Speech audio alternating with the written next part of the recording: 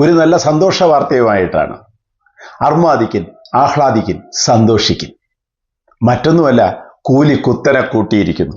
168 രൂപയിൽ നിന്ന് 620 രൂപയിലേക്ക്. സന്തോഷിക്കാൻ മറ്റെന്ത് വേണം? ആർക്കാണ് കൂലി കൂട്ടിയതെന്നും കൂടി അറിയണ്ടേ? ജയിൽ തടവുകാർക്ക്. തടവുകാരുടെ വീട്ടിലെ വോട്ട് ഉറപ്പായി. വിദഗ്ധ തൊഴിലാളികൾക്ക് 168 രൂപയിൽ നിന്ന് 620 രൂപയിലേക്കാണ് വർധന. വൻ സന്തോഷം.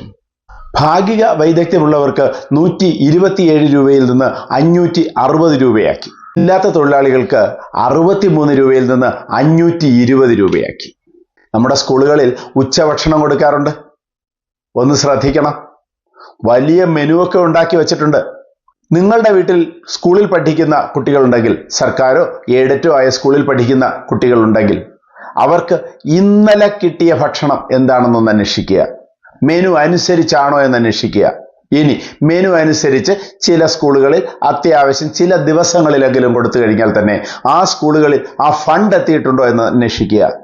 അധ്യാപകരും പ്രഥമാധ്യാപകരും കയ്യിൽ നിന്ന് ഇട്ടും കടം വാങ്ങിച്ചുമൊക്കെ കുട്ടികൾക്ക് ഭക്ഷണം കൊടുക്കുന്നു.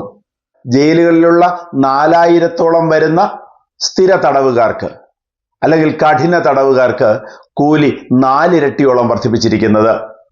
ഏതാനും മാസങ്ങൾക്ക് മുമ്പ് ഗോവിന്ദചാമിയെ ജയിലിൽ നിന്ന് കോടതിയിലേക്ക് കൊണ്ടുവന്നപ്പോൾ അയാളുടെ രൂപം നമ്മൾ കണ്ടതാണ്. കൊടും ക്രിമിനലായ ഗോവിന്ദചാമി ജയിലിലേക്ക് പോകുമ്പോൾ ഒരു ഈർക്കിൽ കണക്കിരുന്നു.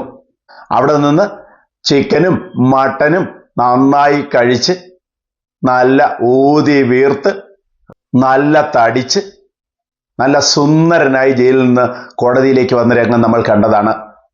ആഴ്ചയിലൊരിക്കൽ ചിക്കൻ, മട്ടൻ, മീന്, സുഭിക്ഷമായ ഭക്ഷണം, എല്ലാ ദിവസവും തൊഴിൽ, കൂലി 4 ഇരട്ടി.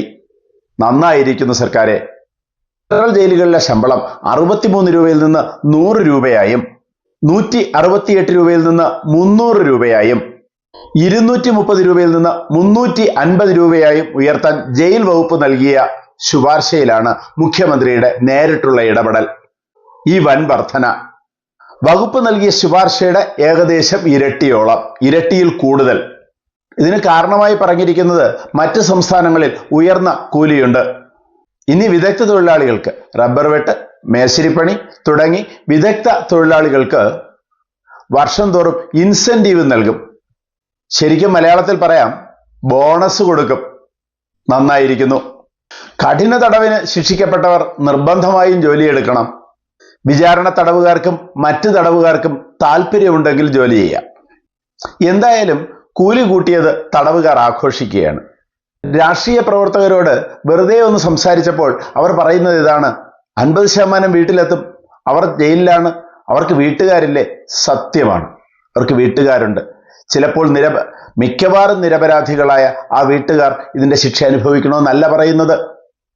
ഇവന്റെ ക്രൂരതയ്ക്കിരയായ ആ വ്യക്തിക്കും വീട്ടുകാരുണ്ട്, അച്ഛനുണ്ട്, അമ്മയുണ്ട്, ഭാര്യയുണ്ട്, മക്കളുണ്ട്. അവരെ കാര്യം കൂടി ഒന്ന് പരിഗണിക്കണേ സർക്കാരെ.